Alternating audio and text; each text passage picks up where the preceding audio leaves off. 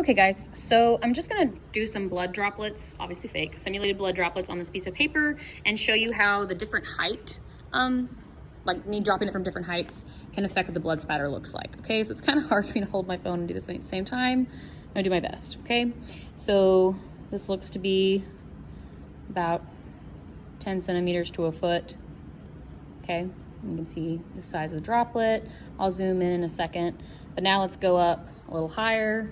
So I just held the meter stick up a second ago. This looks to be about 50, so half the meter stick.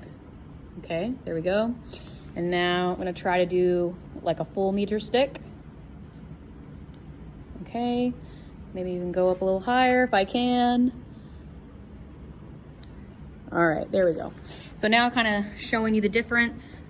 So this was the one that was about 10 centimeters up. This was about 50. This was about 100. This was more than 100, so more than a meter stick. Now, what you should be seeing is obviously size, okay? So it's getting bigger. Second thing about it, look at the spines on it. This one only has just a little bit of spines.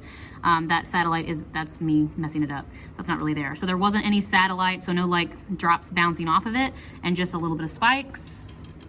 A little bit more of the spikes showing up in the 50. When I get to the 100, I'm starting to see that bounce outward. I'm starting to see some satellites bouncing off of it. And then when I get above 100, even more so.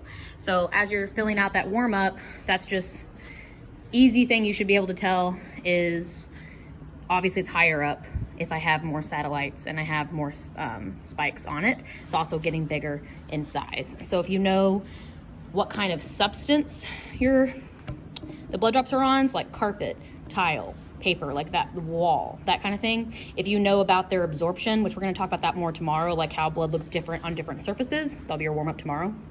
But if you know what kind of surface it is and how each of the heights would react to it, it's like they could go to the lab and test it afterwards on that same surface, then they'd be able to know how high that blood droplet was. They're like, oh, I know it was about a meter off the floor. So then you could figure out, okay, well, where would that injury be to be about a meter off the floor? That kind of thing. All right, there we go.